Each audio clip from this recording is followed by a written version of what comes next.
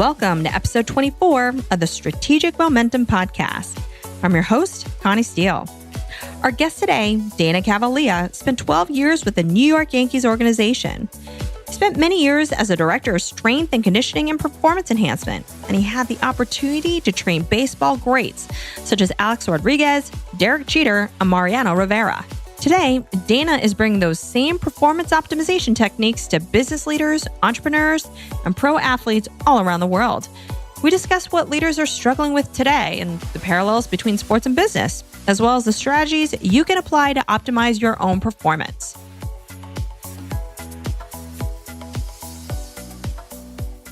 All right, Dana, thank you so much for joining our show today. Thanks for having me, Connie.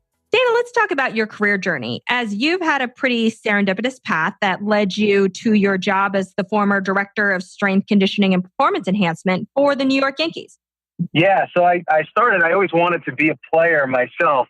You know, I'd go to Yankee Stadium. I grew up in New York, and I'd go with my father, and we usually end up sitting in the nosebleed section all the way at the top. You know, my parents were teachers. We got a chance to go a few times a year to the stadium, and it was great. And one of these times, I remember I was sitting all the way up at the top of the stadium. I always wanted to be on the field. I always wondered what that would be like. And I saw this guy stretching players on the field and, you know, having some really close dialogue with them. And, you know, I said, that's so cool, man. Imagine I could do that. I filed that memory. And years later, when I was trying to make a decision, you know, on college, you know, I went to the University of South Florida. I said, what was that guy doing? You know, I was still a big baseball fan. I, at that point, made the decision that I wasn't good enough to play at the pro level. So I needed to find another way to the big league. And going to school down in Florida, that's where all the professional teams are. So I knew I was going to get in with one of those teams. And ironically enough, I sat with an advisor and she told me about exercise science and sports medicine and the opportunities that would be available for me if I went that route. And sure enough, boom, she told me about strength and conditioning and performance. And I had a flashback to that guy that was on the field and him talking to the players. I said, wow, that could be me. So I decided to major in sports medicine, exercise science.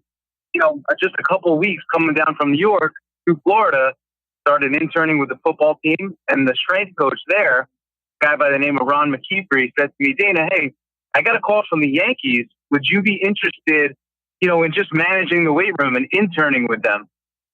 And I said, are you kidding me? A couple weeks down here, my vision's starting to come together. It's the greatest decision I ever made. I don't have to experience cold weather anymore. It was awesome. And I got the chance to intern with the team as a 19-year-old kid. And what's pretty funny about the story is a week before that call, I was down at spring training with a flip phone. This was how long it was, taking pictures and videos, sending it home to my father through a chain link fence. You know, look, here's Jeter, here's Clemens, here's all these guys. And next thing you know, a week later, I'm on the field with them. So your life can change very quickly. And I learned some really great lessons early on. And that was the start of my career. That's amazing. And so as an intern, how did then that progress into you eventually being that coach? Yeah, I've been thinking a lot about that lately, just as I, you know, moved through my career now. And I said, how did I do it? I was 19 years old. I was undereducated in my field of study. And how the heck did I do it? And what I realized when I think back on it is I was so naive and I was so excited to be there that really vision and passion were just driving me. I was almost on like a cloud, you know, and just things just started to happen. So I started interning. I was learning so much just from being around the guys. And I was maturing at a very fast pace because I had to. I was the underdog, 19 years old. I had really no income outside of my part-time job that I had for $7 an hour at Busch Gardens. You know, I just kept putting myself out there. Every time I'd see the general manager, Brian Cashman, at the mall with his kids, I'd go up to him. Hey, Brian, I'm Dana. Nice to meet you. I'm working downstairs. Thanks for the opportunity. And I just built relationships. People knew that I was an honest guy and I wasn't trying to get in anybody's way or hurt anybody. And they kept giving me chances. And then I got in with the players and I got their support. And actually, when I was 23, that's when I actually got the opportunity to become the head coach there. The guy in front of me had been let go, and it was a day in Texas. We had a game in Texas, and the GM called me into his suite, which was the nicest room I've ever seen, and said, "Hey, Dana, listen, I want to let you know I let the guy in front of you go." And I thought I was about to get whacked on this one. He said to me, "Do you think you can handle it? Being the head guy." And at 23, there's not much in your mind you think you can't handle. And I said, absolutely. And I had that like Jerry Maguire moment. I walked out completely composed. I closed the door and I'm like running down the hallway, this 5-star hotel. Dad, you're not going to believe this. So we didn't have to sit in the nosebleed section anymore, which was great.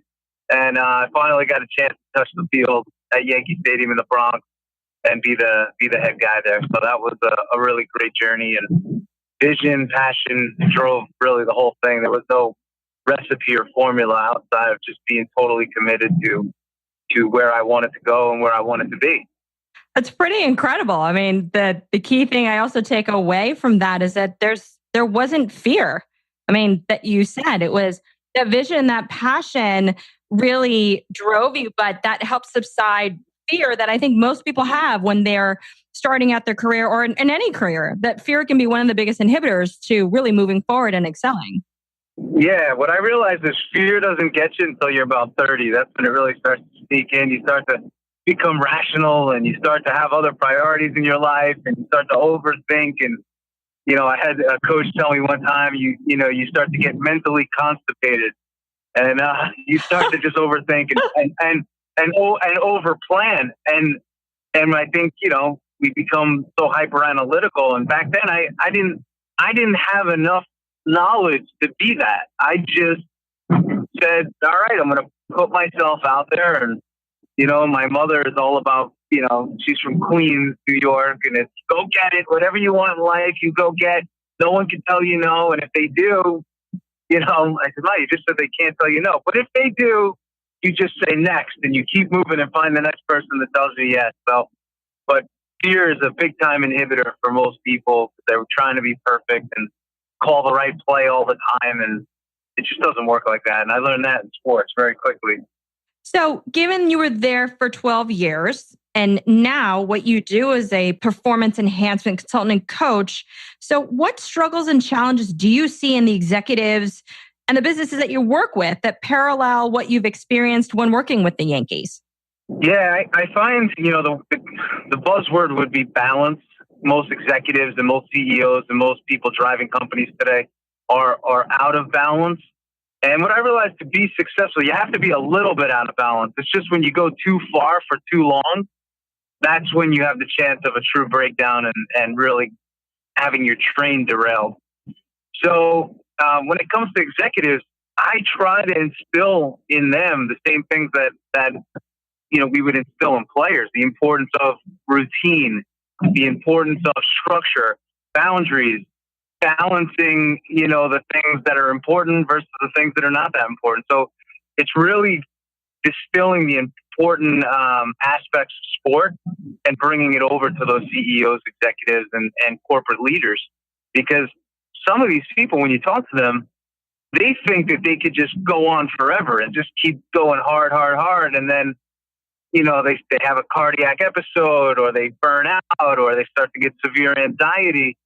And all of that is just the result of not taking care of yourself appropriately along the way, being poorly planned, putting meetings ahead of yourself, and, just allowing, numbers to drive everything, your entire existence. So you're not sleeping at night. How do I hit numbers? Wall Street wants this. And you get into this perpetual cycle and negative loop. Based on that, do you feel like there are probably some myths or misperceptions in terms of what people feel they need to do to optimize their performance, which is really counterproductive? I mean, some of the things you had mentioned, you're like, well, they think if they're always thinking of the numbers and on top of the numbers, that's the thing that's going to optimize their performance, and not just numbers in, from a work perspective, but maybe just numbers in the way that, okay, I only have 10 minutes to do this and 20 minutes to do that, and then an hour to do this, and it's almost overstructure. Exactly. And what's happening now, even in sports, right? Well, we know we're in such a data era across the board. Business, sports are really big business anyway. But when I first started with the team, you had this group of people, which was the majority, that was going off of gut. How's this player? Oh, he's good. He looks good. And then you had this very small group, which was probably maybe me and another team or two, that said, hey, I think we can get some more metrics on these players. So what I did was I created a personal player performance evaluation and assessment. So at the start of spring training every year, I would break down each player. I'd break down their physicality. I'd break down parts of their mentality. And what I would do is I'd cross-reference that in an interview with, hey, what are your pain patterns day to day? What's your injury history over the past 5 years? And on top of all that, how are you feeling? So I never wanted to lose the individual on the team. And by doing that, I was able to connect at a very deep level with the player right off the bat, whether they came from another team or I'd never worked with them before. I was able to connect at a very deep level. And in that connection was what trust in a relationship was built off of. So just by taking the time and getting a deeper insight into this player's physicality and mentality, I was able to build a very strong relationship around that over the course of the year. I was able to give them exactly what they needed. And that's when you started doing this, when you were 23, 22? Back in, what was that, 19, what? What year was that? That was back in 2002 to 2004 or so. And again, going back full circle on this time, I was overmatched as a 19-year-old. I had to prove myself, and that was the fastest way to do it. Saying, all right, if I could break down each player and understand what their needs are, I'm going to be able to connect and kind of, speed up my curve of relationship building. And that did it. It worked. And I was also able to show the GM how we could be innovative and how we could be one of the first teams to use data to drive results and drive performance. And if a player gets hurt, how do we know he's ready again? Well, we go to their pre-injury data. And if they can be within 10% of those numbers, then they're ready to go. And again, it was very primal data at the time. Now a lot of teams are creating like sports science departments, and now they're going to the extreme because they're losing. The players are becoming numbers and stats and data, and they're forgetting that these are people that may have a fight with their wife. They may have a child on the way. They may be a new parent. They may be struggling and having to balance those other variables. They may have some financial distress. We don't know, but one thing we do know is when we focus too much on the numbers, we lose the gut. We lose our human instincts because we're over analyzing numbers, and we all know we could fudge data to say whatever we want if we want to. That's the other side of it. So by getting a greater relationship with these players, I was really able to connect and get more out of them. And that's the same thing that I would bring to a workplace. Is saying, hey, who are these people that you're managing? Do you, as the manager, do you know what that person's goals are? Do you know what they want out of life? Do you know what they want out of this job? Or are you just expecting them to show up every day, give it their all, and never reach their own personal victory and their own goals? And if that's the case, you're never going to be able to lead and manage that person effectively. And I see so many like leadership trainers out there and leadership speakers, and it's the same stuff. It's about, you got to be on time. You got to give more effort. And I find that companies and leaders need to give more effort to the people that they lead and they manage. And then you'll get more out of those people because you know what they want and you're helping them to achieve their goals as well. While Dana helped lead the Yankees to being one of the first teams using data to drive results and performance, he never forgot the actual people behind those numbers, because the goal was to help him understand the person so he could build a tighter relationship with them. The numbers are just a baseline, and you can't solely rely on them because you lose the all-important gut. Once you collect that information, it's then about creating a plan, a simple one, and taking it one step at a time. But I feel like we overthink quite a bit, and if you really break it down, everything is pretty simple, right? If you were to get up, you have a morning routine, you do your cardiovascular, you do your stretching, you eat well, like that's a great start to your day, and then as your day goes on, midday, you work hard for a few hours, you pull out, give yourself a appropriate lunch break where you take time for yourself. You're not, eating and meeting and on the phone at the same time. And then you get home and you transition between work and home with another routine, and just keeping it simple, saying when I go from this activity to the next activity, I need to transition. And then you build out the transitions appropriately. But I think people are just complicating things at a level where we're always thinking, we're always analyzing, and it's really not that complicated, right? Everything is not. What I find is if you break everything down to its most simple form, you realize that we waste so much time overthinking. And when you're overthinking, you're not doing. If you were to just do, that's really where the results come. Would you find that a lot with the players that you worked with too? So like with Mariano Rivera, a great pitching legend, or with Derek Jeter, I know there are probably all these statistics and information that you could feed them. Was that something where they also just simplified, or you helped them simplify? The best players were the most simple players. They weren't very cerebral. They weren't overthinkers. They just took everything in each situation for what it is. They didn't get emotionally drained and deprived with struggle. When Derek Jeter would go into a slump, he'd say to himself, hey, listen, I'm 0 for 13. That means I'm that much closer to a hit. He wouldn't go say, you know what, I got to revamp my swing. My path is off. I need to do this. I need to do that. I need to work harder. So what a lot of the greats do and did was it was about building a routine, trusting your routine, and knowing that through thick and thin, that routine was your pillar. It was your anchor. It was all you needed. And in times of struggle, lean on your routine. Don't look outside for externals that, could actually confuse you. It's like, hey, I'm a major league player. I've been hand selected as the best in the world. Trust yourself. And that's really, really the key. There wasn't a lot of grabbing straws and searching.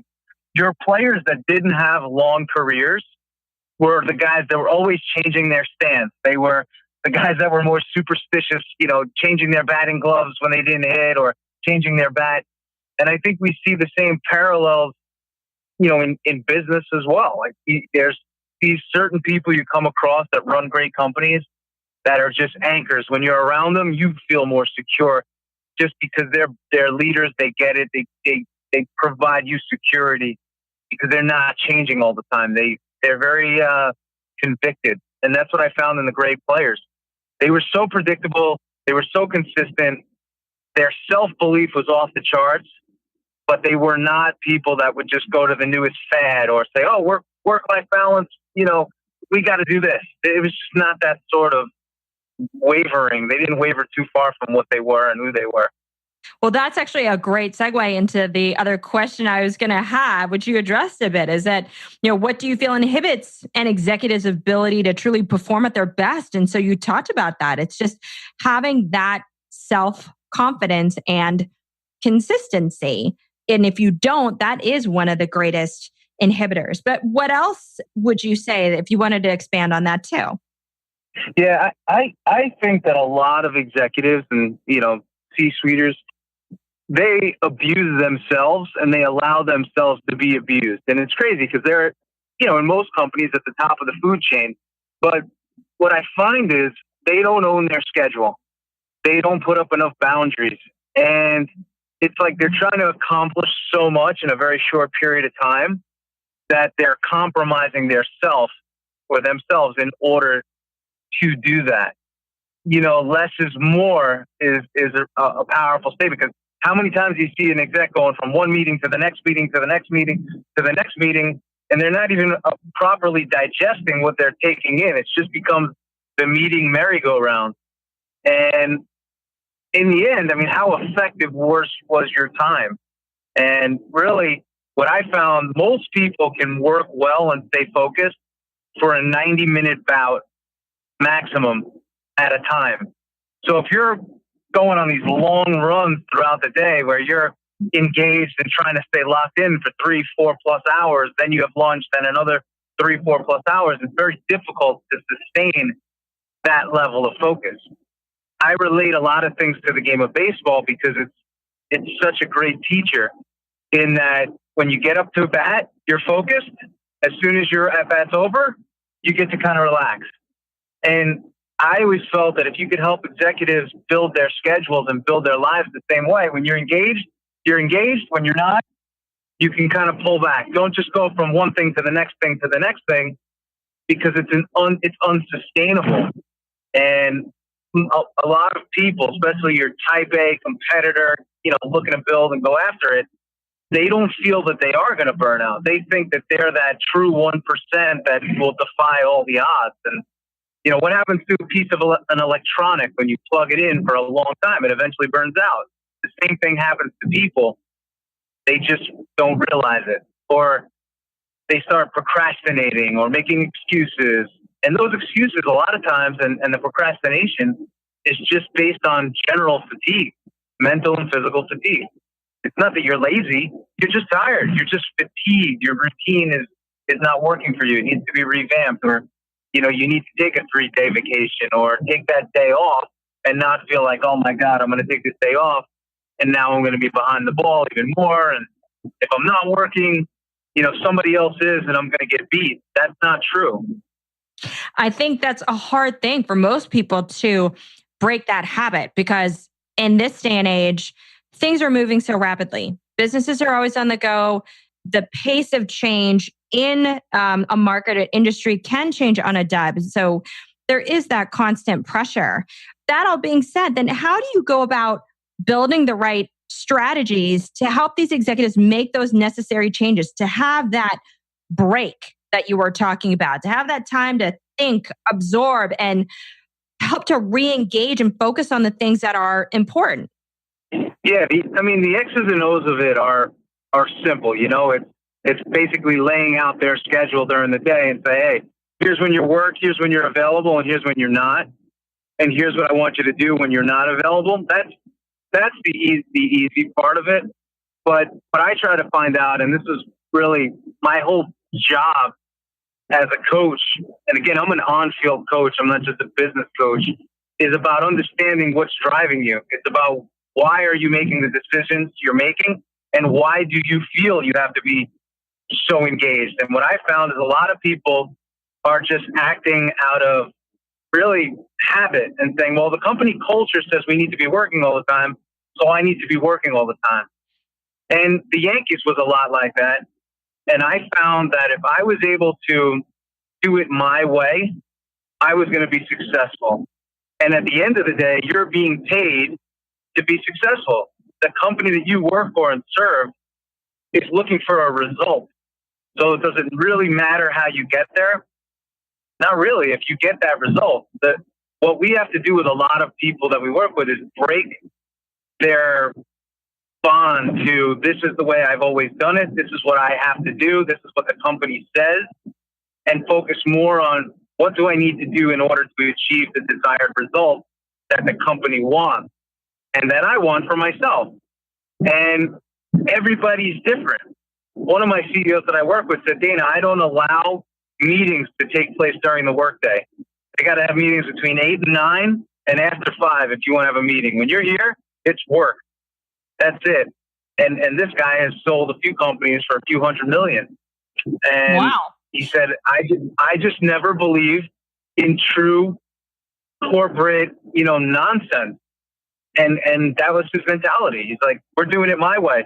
And my way is we're about when we're at work, we're working and we're engaging with each other. And, but we're not just hosting meetings all day and lunch meetings and this meeting. He says it's just a true waste of time. And I just didn't think it was good for my employees. But the tone is usually set by leadership. And I always feel too, on a second note, that when leadership should not just pick up the baton where the old leadership left off.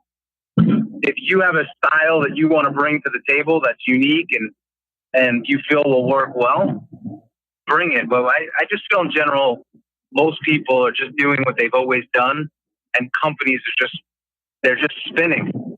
I talk about a technique called reframing that I use, and it's saying whenever you feel stressed and overwhelmed, fear is usually at the root of it. You're trying to take on more than you can, and or you're interpreting potential positives as negative.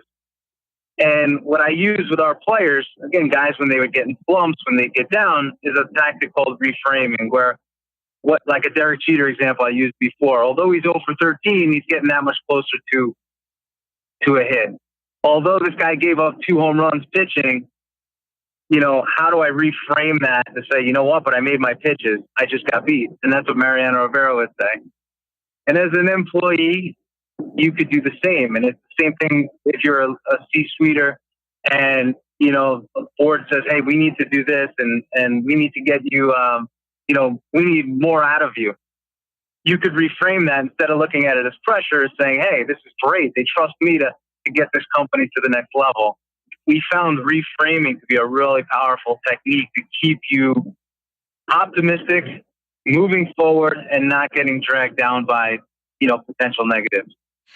I think that's great. I mean, of everything that I've heard, the key takeaways for me is, there's always this balance of head, heart, and gut.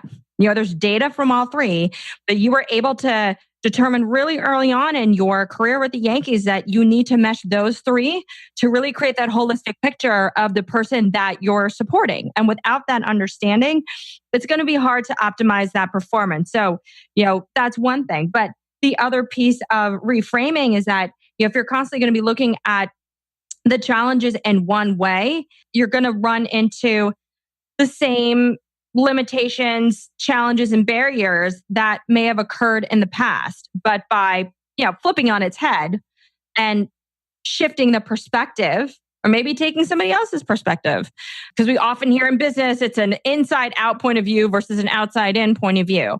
When you can see it from a different lens, then you're going to attack the problem in a fundamentally different way and potentially come up with more innovative approaches to really addressing it. So, what other recommendations do you have for folks looking to sustain momentum as it relates to developing the performance enhancement plan for their own life or business? Yeah, well, in order to sustain momentum, you need to create momentum. And momentum is created by taking one step. And before you take the first step, right, we take another step back and we say, what are you looking to achieve? And that's really where it all starts. So if somebody says to me, hey, Dana, I'm just staying with the physical sense. Hey, I'm 20 pounds overweight. How am I going to get all this off? And that weight is, I'm lethargic. I wake up later. I'm not as ambitious at work. I get really tired on the job. So that weight has a negative correlation to your performance at work. We can't fight off that all at once. But what we can do is start to make little changes. So if you're somebody that doesn't exercise, how do we block out in your schedule 20 minutes a day for you to do something? Now, again, that something is based on what you're currently doing. If it's nothing, that's where these worksite wellness pros say, hey, we're going to just walk today. That's a good prescription. But for someone that, is above that activity level, you give them something a little bit more competitive within that 20 minutes. But everything goes back to that individualized approach and individualized plan. And that's what I try to provide for people. So I was never really good at this in terms of just giving a blanket prescription. Hey, you know what? You should walk 20 minutes a day. You should do this 40 minutes in the morning. You should, because it's got to be right for you. You may say, hey, Dana, you know what? That's great that you said that, but I am not a fan of walking, or I'm not a fan of whatever it is. And if I put that on your plan, I've already lost. I've let you down, and we've both failed. And I failed you as a coach. So you build momentum by what I call achieving mini victories. So what is it that you're looking to achieve? Let's break that down into very small steps. Let's help you almost cheat it and help you win today, and then help you win again tomorrow. And as you get comfortable winning with these small mini victories, your buy-in to the process of, hey, you know what? It's not that bad. That's not that hard, is going to go up. And therefore, you're going to be more engaged in that plan and in that process. And we just add a little more progression each week, each month.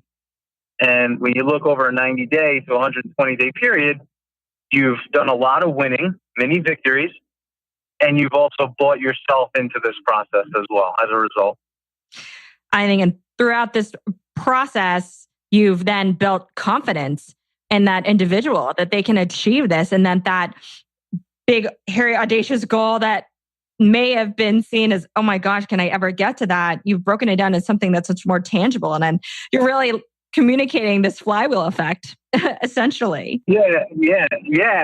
Connie, you know what I find? I find that today in our world, I think people are very battered, and I think that they're very comfortable losing. They want to win, but I think the expectations are so high that even after they have a mini victory, the person they work for, the person leading them wants more, or they have a mini victory and they want more for themselves, and that we started small and now they bite off more than they could chew and they've intimidated themselves. So I think something that's so important, or I know what's important from sport is that feeling of winning. And winning sometimes takes on a very negative connotation, but winning is powerful. If we could win as individuals for ourselves, and it could be something very small, if we could get ourselves and our teams and the people around us to start winning again, people's confidence, it's going to go up. And the confidence is related to self-satisfaction. And the mini victories I found to really help get people over their own hump and out of their own way, because they're winning and they acknowledge that win, and then they go for a little bit more. Don't go for the whole pie, a little bit more. And over the course of 365, that person really did a lot of achieving. What I hear is it's really this iterative approach to success. And I've had various guests to also talk about taking that iterative approach to, the work disciplines that they have or in their role. And you see the success in that type of mentality. So to close, any last words of wisdom? I can go a lot of different ways with this, but I'll leave it with this. This is just an analogy that I use for whatever you want to achieve in life. And I assume most people that are listening to this are achievers. They're type A, they want more, and that's why they're here. I look at life in different categories, but because I like to be successful in each of those categories, I look at each of those categories as a big oak tree with a big base. And I know that I'm not powerful enough to knock down that tree in one hit. But if I take a little axe and I chop away a little bit every day, eventually that tree is going to fall down and I'll achieve my ultimate goal. And that's the way that I look at all things. Just chop away. And if you know that you're chopping every day, you will be a winner in the end because you knock down your tree. And I look at health that way. I look at your business that way. And that's what it is. I have a couple businesses as well. And that's what we do. We just chop, play the long game and stay consistent. The consistency is so difficult for people. So I hear persistence, perseverance, consistency ultimately breeds success. Consistency over time will yield you results. And finally, what's the best way listeners can connect with you? So I write a daily blog every morning. It goes out on Monday to Friday on Cavalea.com. Just again, reiterating these lessons. I'm on all the social channels, LinkedIn, Twitter, Facebook, Instagram. So I just try to keep it motivational. I don't get out of my zone. I keep it inspirational, motivational, and I'm definitely here to help. And people can email me too. I'll give them, whatever advice I can give. And if I can't, I will find the right person for them. Great. Lots of great perspective and insight, Dana. Thank you so much for being on the show. You got it, Connie. Thank you. I want to thank Dana again for sharing his insight. And in today's hyper-analytical, data-driven society, there's a tendency to overthink, overplan, and ultimately overcomplicate things. That's a myth that optimizing your performance is complicated. When you break it down, it's pretty simple. Create a routine, trust it, and lean on it when things get hard. Reframe a situation to keep yourself optimistic and moving forward. That's what the baseball greats do. And build momentum by creating those mini victories. It's playing the long game, staying consistent, and chopping away till you reach your goal. Thanks for listening to the Strategic Momentum Podcast. You can learn more about Dana's approach to optimizing performance at danacavalea.com. That's DANACAVALEA.com. And if you like what you heard, please subscribe to the show on iTunes and leave us a review. This is what helps others find our podcast. You can also find us in the Google Play Store, Spotify, and Stitcher Radio. If you want to hear previous episodes or get show notes from this episode, you can also visit us on our podcast page at flywheelassociates.com/podcast. I'm Connie Steele, and you've been listening to the Strategic Momentum Podcast.